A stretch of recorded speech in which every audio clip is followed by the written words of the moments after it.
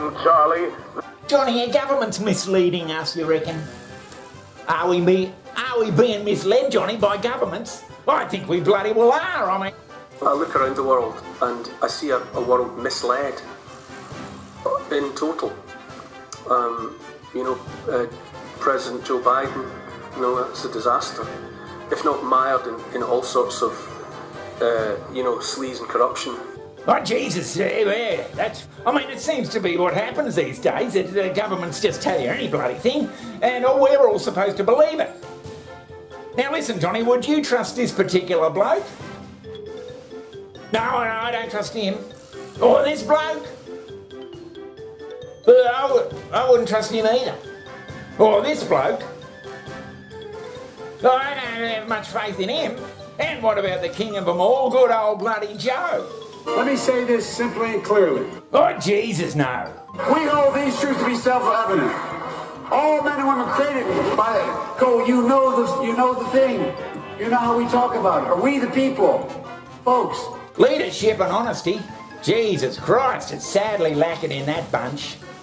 Misleadership by those in positions of power. There's not a single person up on their hind legs at the moment in the world in a position of leadership that I would take any kind of shred of confidence from. So what is it, Johnny? What's going on out there? It seems Joe can mumble any bloody thing, and it's just old Joe mumble, and he doesn't seem to realise that he's the President of the United States, and whatever he bloody mumbles, people are going to... Breaking overnight, President Biden said the U.S. would get involved militarily to defend Taiwan if China tries to take it by force. Are you willing to get involved militarily to defend Taiwan if it comes to that? Yes. You are? That's a commitment we made. A lot of headlines on international politics, but none has created as much buzz as this one. US President Joe Biden's comments on Taiwan. He said the cat among the pigeons with this one. Biden said America will militarily defend Taiwan if China invades. Now there's a debate on whether it was a gaffe or an intentional comment. Well, is the US going to step in and help Taiwan or not? I mean, is he bloody saying one thing and doing another? Did he just blurt out that, we will help them? And everyone shit themselves in the White House and said, oh, Jesus, no, don't fix that up. And then send out bloody word that, no, that's not quite true. Biden's team says it was not part of the talking points given to him, and that's the thing with being a president. All your comments are weighed, debated, and vetted by a team. Well, this one was apparently not. So Biden's advisors are said to have been completely taken by surprise. And we know what followed. The White House dispatched a cleanup crew. They tried to spin Biden's statements. They offered a clarification. They said that the US remains strategically... Well, how do we know it's not true? Joe just muttered it. He basically said we'll take military action if China goes into Taiwan. I mean, are they going to take military action or not? Who's telling the fucking truth? Alternative ways around it. Just look at what your government is doing right now. If you are an American, lying to you plainly, not fulfilling the pledges and promises they made when they were waiting to be elected. Joe Biden, I can tell you for a fact, was saying that he was a friend of American workers and unions and all that kind of stuff. Let's have a look at him saying that. That's what unions are about, in my view, about providing dignity and respect for people who bust their neck. That's why I created the White House Task Force on Worker Organization Empowerment, to make sure the choice to join a union belongs to workers alone. And by the way,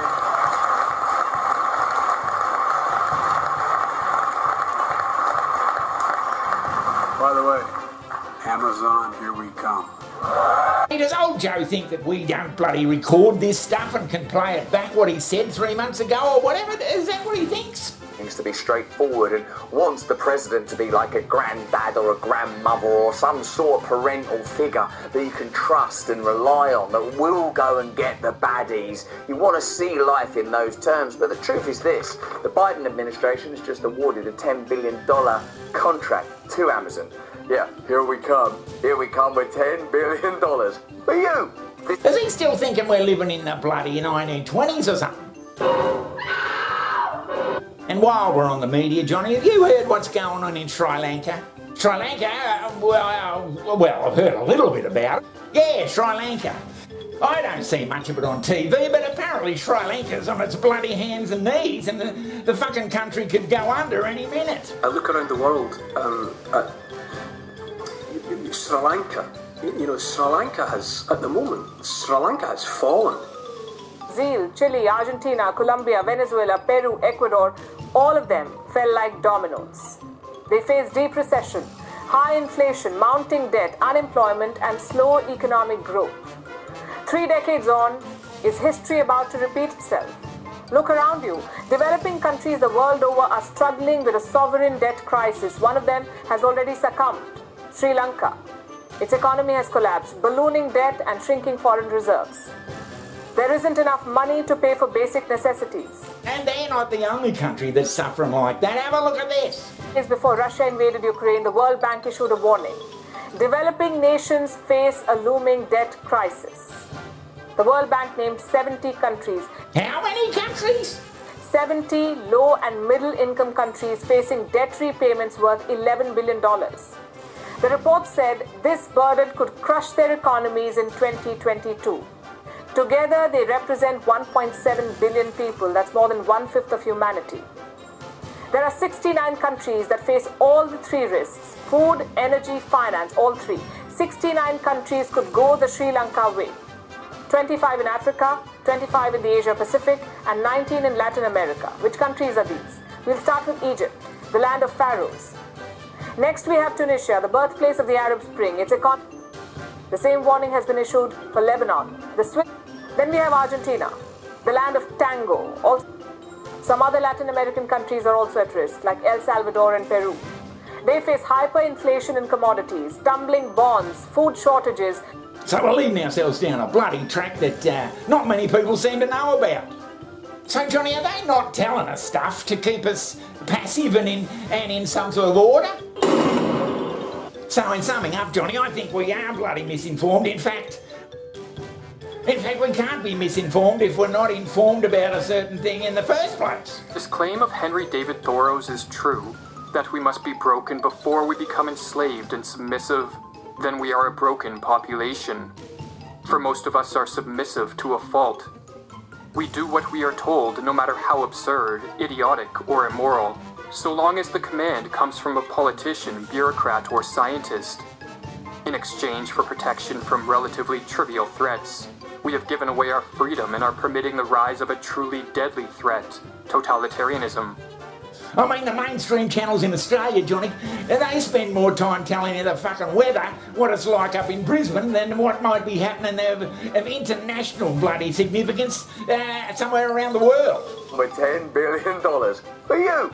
This story's from The Leader.